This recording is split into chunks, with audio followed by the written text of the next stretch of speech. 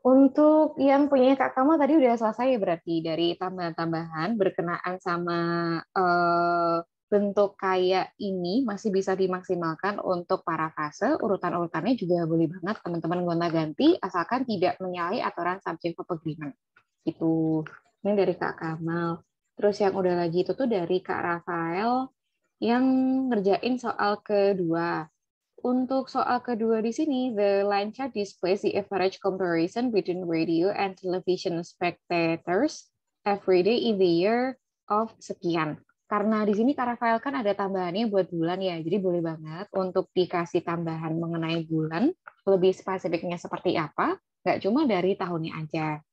Terus untuk lokasi UK-nya ini juga bisa ditambahkan sama Kak Rafael untuk kalimat pertama ya. Karena kalimat pertama untuk parafrase itu tuh biasanya kita bakal temuin untuk setting waktu, setting lokasi, ada lagi itu tuh ini ngomongin masalah apa, temanya soal televisi, radio audiences, atau mungkin ngomongin poverty, ngomongin masalah overweight atau apa aspek-aspek di situ memang tidak semuanya bakal kita temukan dalam perkenalan soal. Tetapi ada juga beberapa itu yang bisa kita dapatkan dari ilustrasi. Termasuk kayak ini ya, percentage of UK population over 4 years old untuk orang-orang yang emang di atas usia 4 tahun.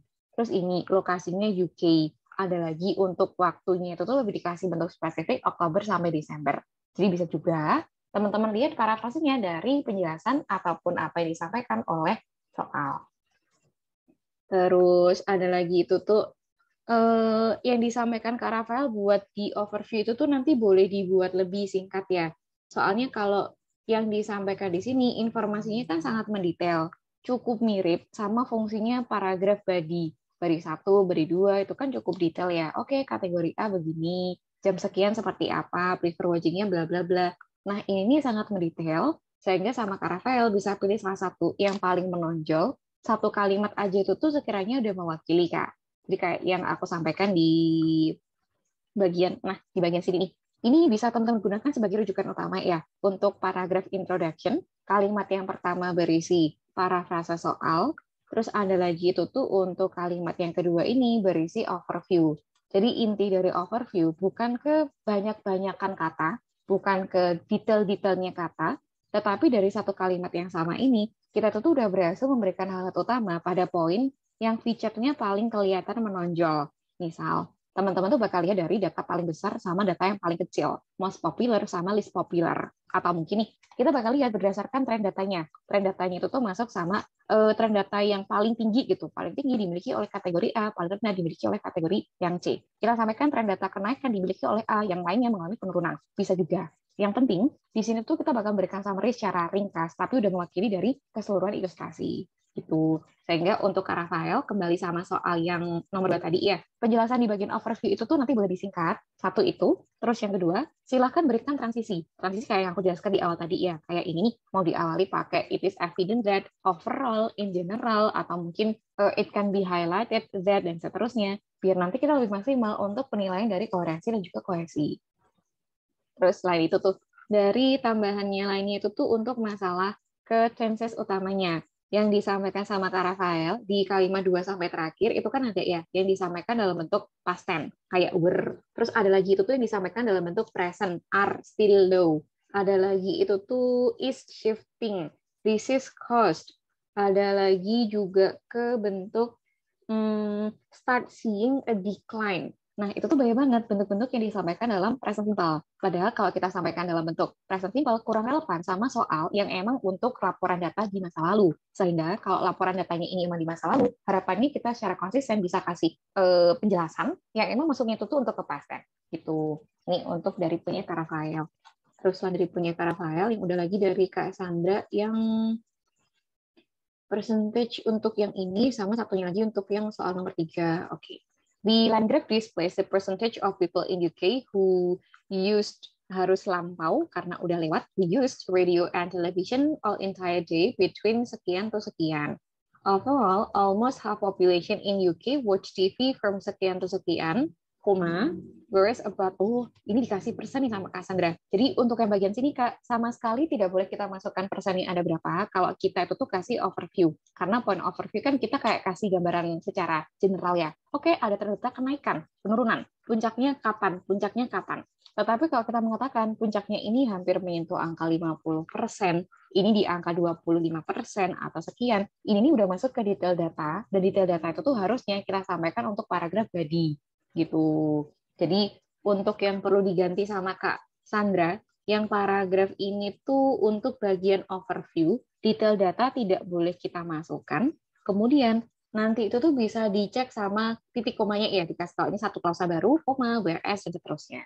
Gitu. Terus untuk yang soal keduanya Kak Sandra, yang soal nomor 3.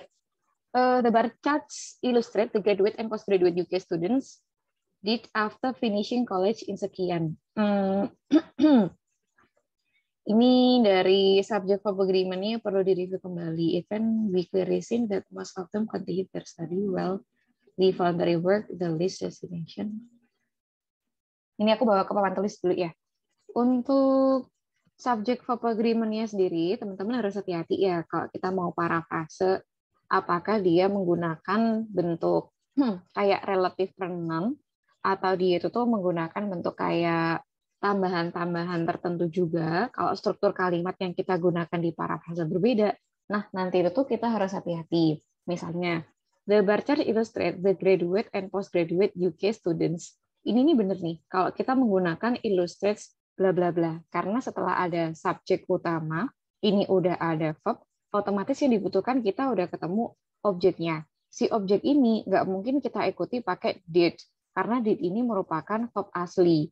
Sehingga kalau misal teman-teman pengen ganti ya bentuk yang lainnya, di graduate and postgraduate UK students doing, ini kita ganti ke dalam bentuk gerund, atau kalau misal teman-teman tuh pengen pertahankan did-nya, ini harus dikasih tambahan what. Illustrate what the graduate and postgraduate UK students did. Bener, what sama did. Tapi kalau what-nya di sini nggak ada, otomatis kita bisa menggunakan bentuk gerund, yaitu doing. After finishing, ini tuh juga termasuk untuk bentuknya gerund. Kalau misal teman-teman mau kasih approach ke rumusannya adjective clause-nya itu tuh masuk yang di reduce. Ada yang masuknya ke bentuk gerund, termasuk untuk kontekstual barusan kita kasih excluding the full-time job data. Terus yang bagian sini, it can be clearly seen that most of them continue the study while the voluntary work. Ini tuh juga masih belum ada verb utamanya. Kalau kita ambil, ini kan termasuknya ke dependent clause, di mana ini merupakan konjungsinya. Di voluntary work ini merupakan subjeknya. Subjek ini tuh tidak disertai sama verb utama. Jadi kalau misal kita kasih tambahan ini, langsung ada subjek, ini langsung ada objek, ini tambahan untuk ke adverb clause lainnya. Nah, salahnya di situ. Paling nggak kita kasih tambahan bentuknya tuh pakai verb utama. While the voluntary work, misalnya kita ganti untuk ke bentuk reach, atau misalnya kita recorded as the least destination after leaving the college. Nah, bentuknya seperti ini. Jadi untuk penjelasannya sendiri, teman-teman bisa hati-hati apakah antara satu poin ke poin yang lainnya itu tuh dia cukup sesuai untuk subject verb agreement, apakah kita bisa ada subject verb-nya udah lengkap, atau mungkin bentuk-bentuknya yang masuknya untuk ke bentuk gerund gitu. Ini tambahannya buat Kak Sandra ya. Jadi dari kedua soal itu tuh udah masuk penjelasannya, poin-poin utamanya udah sesuai. Cuma untuk ke yang data detailnya nanti boleh dihilangkan, sama subject verb agreement untuk soal yang nomor 3 nanti boleh direview kembali.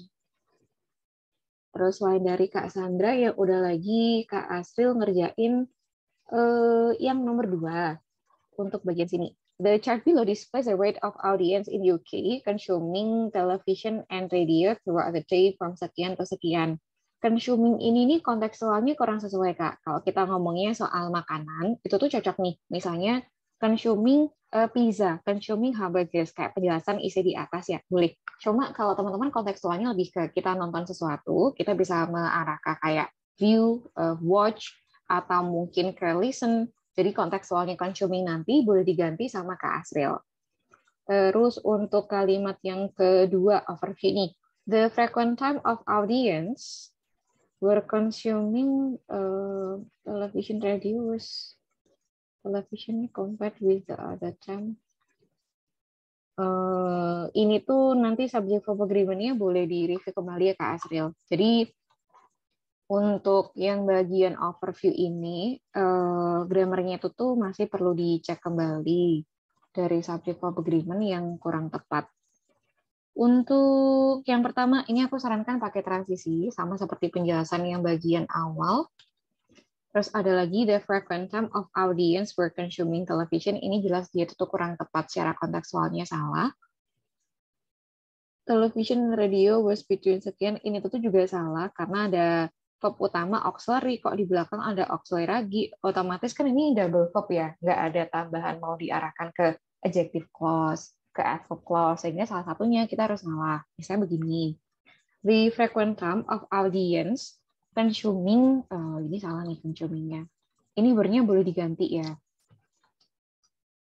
Misalnya pakai watching and listening to. Nah, verb consumingnya ini nanti boleh dihilangkan. Television and radio was between sekian and sekian compared to the other time. Selain dari compare to, teman-teman itu tuh bisa juga diarahkan sama ini ya untuk keseluruhannya. Karena yang kita ambilkan cuma 1 poin. Ini nih yang paling menonjol itu tuh 4 PM sama ada lagi untuk yang 10 PM. Selain itu, kita bisa menggunakan bentuk lain seperti selama, throughout the day. Ini tuh nanti boleh dihilangkan. Ini dihilangkan, ini nanti itu tuh boleh dihilangkan juga. Karena penjelasan buat informasi kayak gini, ini biasanya lebih cocok kalau teman-teman mau bandingkan sama satu aspek ke aspek yang lain, di mana mereka tuh cukup seimbang.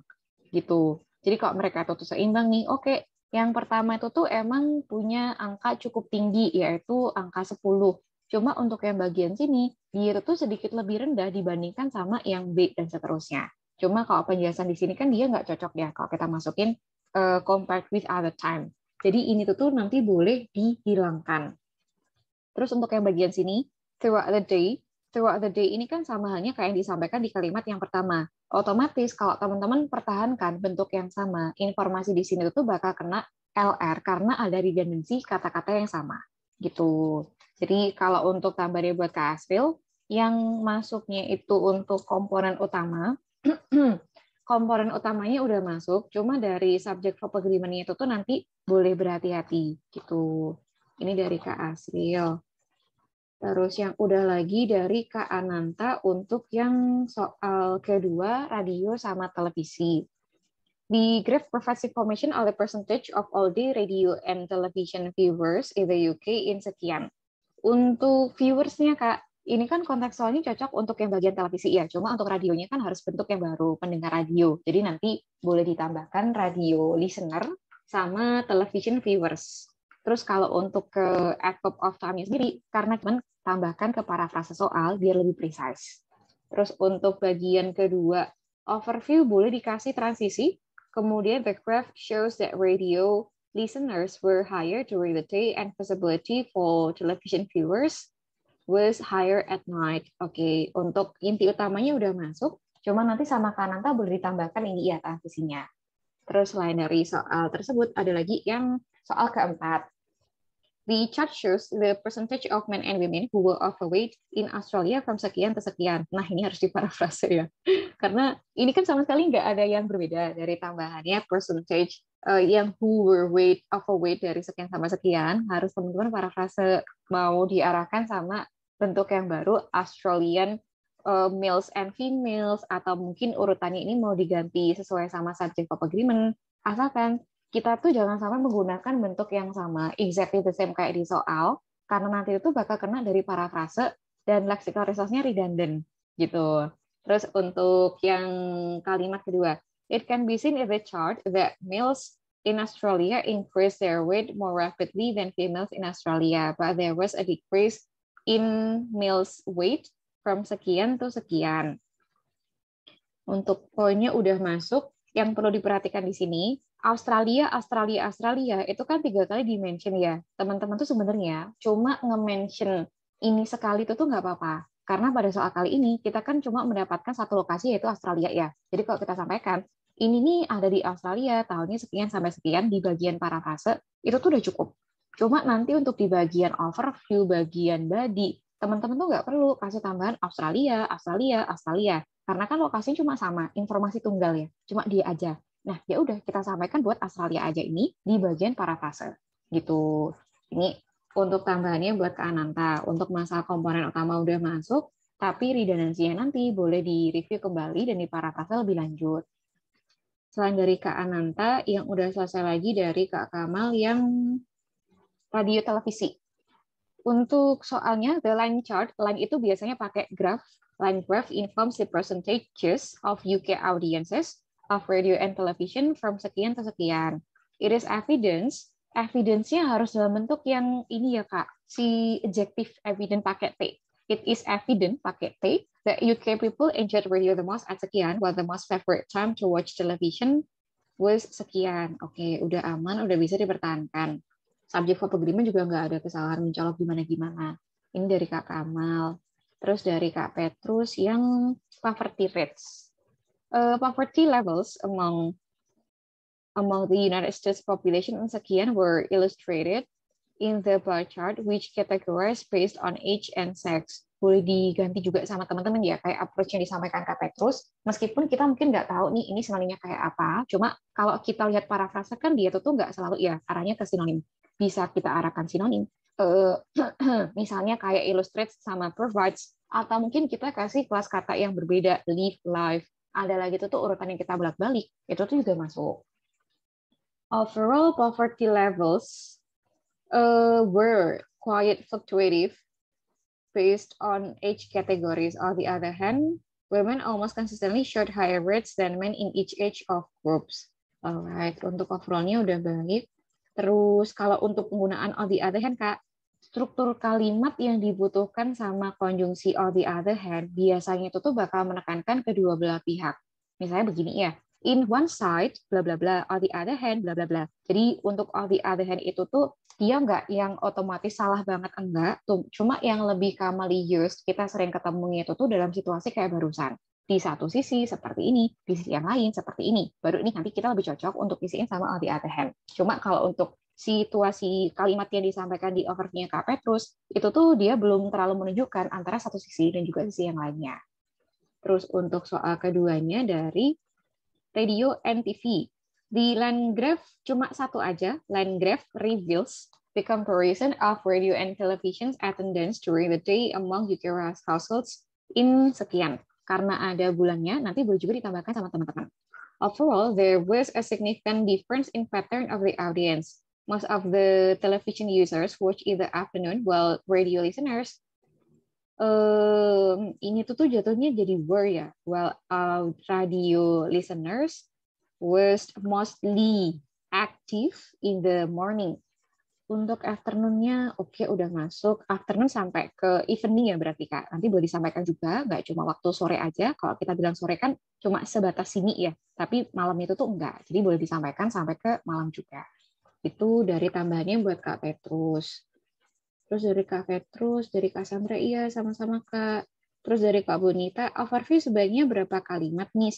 Kalau untuk overall-nya sih Kak, aku rekomendasi satu kalimat itu tuh udah cukup ya Kak Bonita. Soalnya kalau kita perhatikan secara umum, kita kan ketemu modelan kayak gini ya. Modelan seperti ini dari awal sampai akhir itu tuh kita punya target sekitar 150 sampai maksimal itu tuh ada referensi yang bilang 160, ada yang bilang 170 maksimal. Kalau kurang dari 150 berarti underline. Kalau sangat banyak sampai 200-an, itu tuh bisa dikategorikan ke overlength dan dua-duanya ini nggak bagus. Jadi kalau misalnya teman-teman mau perhatikan dalam bentuk isi yang kayak gini ya, katakanlah ini adalah format yang teman-teman aplikasi dari dua. Ini kan jelas berisi informasi yang sangat mendetail dan jumlah kalimatnya itu tuh cukup banyak. Mungkin ini kita batasi nih, ini untuk 50-60 kata. Ini 50-60 kata. Sisa untuk kita tulisin di bagian introduction ini kan mungkin sekitar 40-an kata ya. Kalau kita mau kejar target sekitar segituan. 40-an kata tuh maksimal 30-40 kata. Setengahnya untuk kita gunakan buat parafrase, setengahnya itu tuh kita arahkan buat si overview. Jadi kalau aku saranin buat teman-teman sih, overview ini nih satu kalimat itu tuh nggak apa-apa. Asalkan poin yang kita sampaikan di situ tuh ya ini emang yang paling penting, ini yang paling mencolok, atau fitur yang paling outstanding dibandingkan fitur-fitur yang lainnya. ya udah ini gitu. Ini untuk yang disampaikan sama Kak Bonita. Terus dari Kak Asril ngerjain yang soal nomor 4.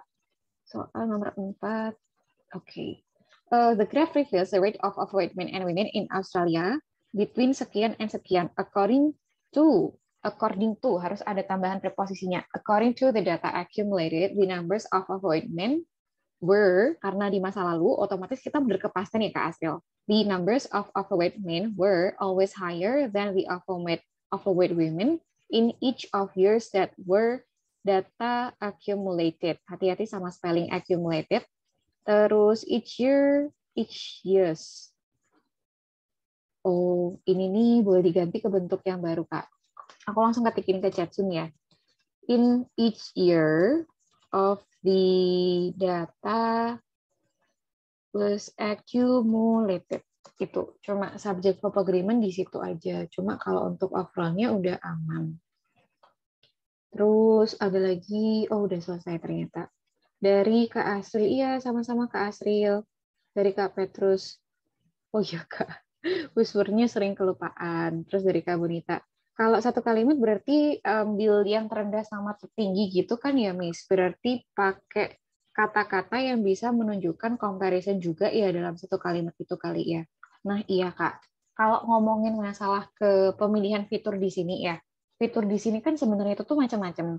Di banyak kasus, rating kelas 1 itu tuh bisa sebenarnya teman-teman ambil berdasarkan data terbesar sama data tertingginya.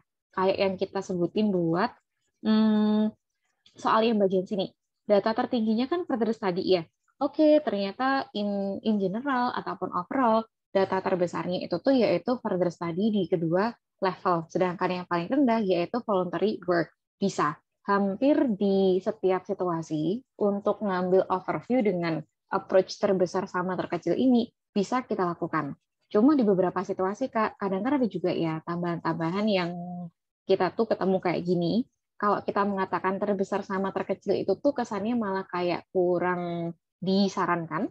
Karena kan ini ngomongin waktu, over time. Dari satu waktu, terus nanti bergilir kayak gimana-gimana, berjalan kayak gimana. Nah, fokusnya itu tuh lebih ke memuncakinya. Atau mungkin kita bisa ambil kayak data yang emang memiliki tren data kenaikan, penurunan, sama halnya kayak latihan yang bagian tadi tuh, untuk yang PISA. Kayak gini, kalau kita mengatakan bentuk seperti ini, kita kan nggak hanya bisa mengatakan, oke, yang terbesar dimiliki oleh hamburger, paling rendahnya fish and chips. Tetapi bisa juga kita sampaikan bahwasanya di keseluruhan tahun ini, dari periode yang ada ini, ternyata pizza sama hamburger itu tuh memiliki tren data kenaikan. Dari sini langsung naik ke sini. Terus kalau untuk yang fish and chips, ternyata mengalami penurunan. Jadi bisa dikatakan, approach untuk melakukan grouping, untuk overview, dia itu tuh bisa teman-teman lihat berdasarkan ilustrasinya dulu. Nggak setiap informasi harus data terbesar, data terkecil. Ada beberapa situasi yang kita bisa ketemu, ini ada tren data kenaikan ataupun penurunan. Ada lagi nanti di belakang, waktu teman-teman ketemu tipe-tipe soal yang baru, pengelompokan data itu tuh nggak hanya bisa kita lihat dari dua aspek tersebut, atau kita ambil overview-nya dari dua ilustrasi barusan. Kalau kita bandingkan sama yang di belakang nanti ya, kita tuh bisa juga menggunakan overview yang dilihat dari informasi kayak kategori-kategorinya teman-teman. Misalnya ada pie chart gitu ya. Ada kategori A, B, C, D, E sampai banyak banget. Ini untuk purchasing pembelian barang-barang tertentu. Misalnya televisi, ada kulkas, ada sofa, lemari, terus ada lagi mesin cuci apa sama apa. Ternyata kita tuh juga bisa menyampaikan laporan untuk di bagian overview bahwasanya barang-barang elektronik termasuk kayak tambahan-tambahan televisi, apa-apa sama apa, ternyata dia itu lebih populer untuk dibeli. Itu juga bisa. Jadi bisa dikatakan untuk data terbesar terkecil itu tuh bisa kita lakukan, tapi dia bukan yang absolut, satu-satunya harus sama ini tadi. Gitu. Ini untuk yang overview ya, agak nyambung sama bagian grouping soalnya. Terus disambung dari Kak Asril, iya sama-sama Kak Asril. Dari Kak Bonita, tanya lagi, Miss, ada alternative word buat comparison nggak? Miss, daripada then, besides, whereas, well, gitu-gitu. Ini lebih ke tambahan buat cohesive devices atau buat apanya, Kak?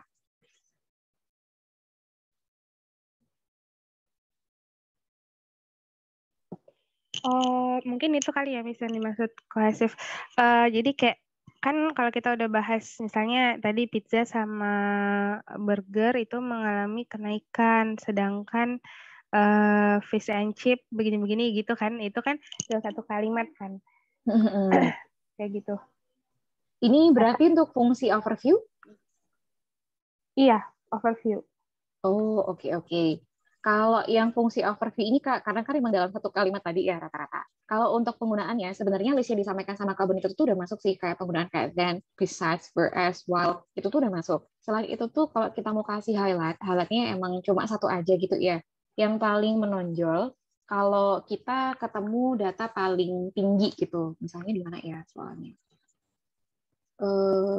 Ini yang lain. Kalau teman-teman, ini aku ambil sementara ini ya. Kalau misalnya teman-teman tuh pengen kasih penjelasan, pokoknya yang pengen aku highlight itu tuh yang paling mendominasi datanya, ataupun yang paling banyak. Versi lain itu tuh juga boleh juga. Kita nggak menggunakan bentuk while, atau besides, ataupun whereas, tetapi bentuknya kayak gini. Among the whole categories presented, kategori A apa gitu misalkan, kategori A dominated the entire record.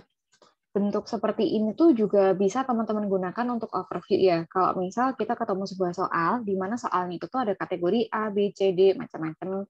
Tapi kita bakal mengetahui, oke, data paling menonjol itu tuh yang apa, paling besarnya apa. Kita bisa mengatakan, di antara sekian banyak atau keseluruhan kategori, ternyata kategori A ini, dia itu tuh yang memuncaki. Itu tuh boleh juga.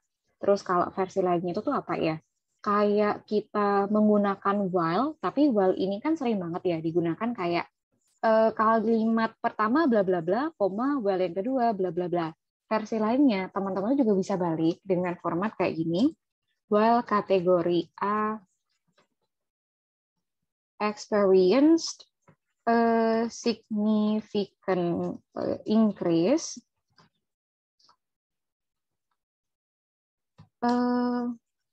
visible decrease was witnessed by kategori B in bla bla bla.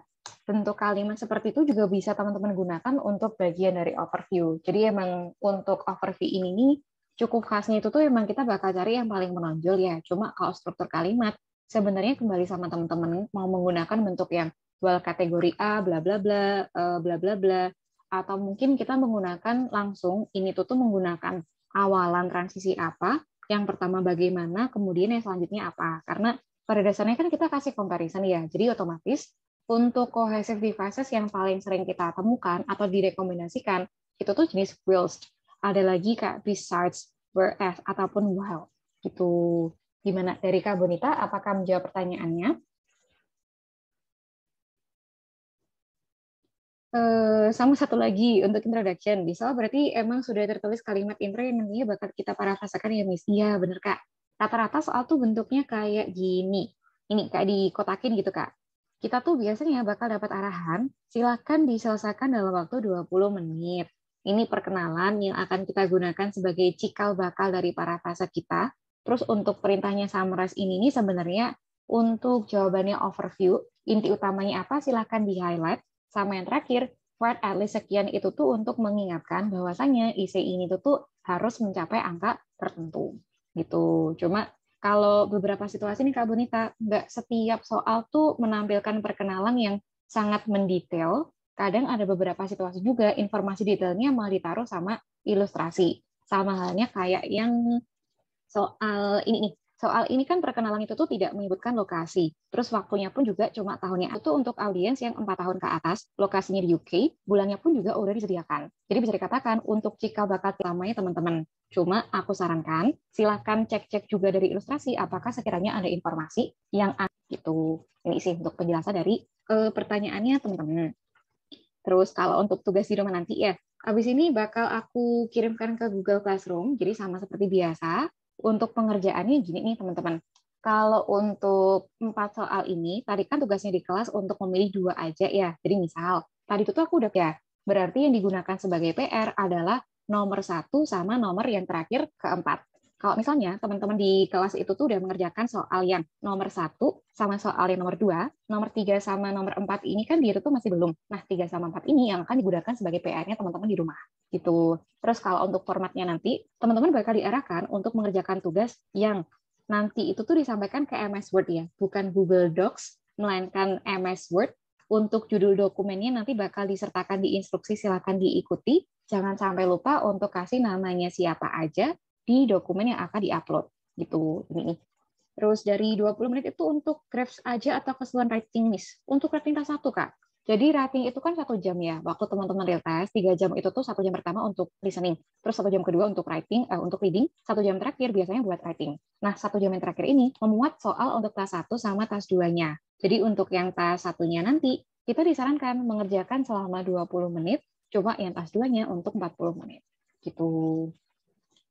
Ini dari yang ditanyakan sama Kak Hunita. Terus untuk tugas di rumahnya nanti bisa teman-teman kerjakan.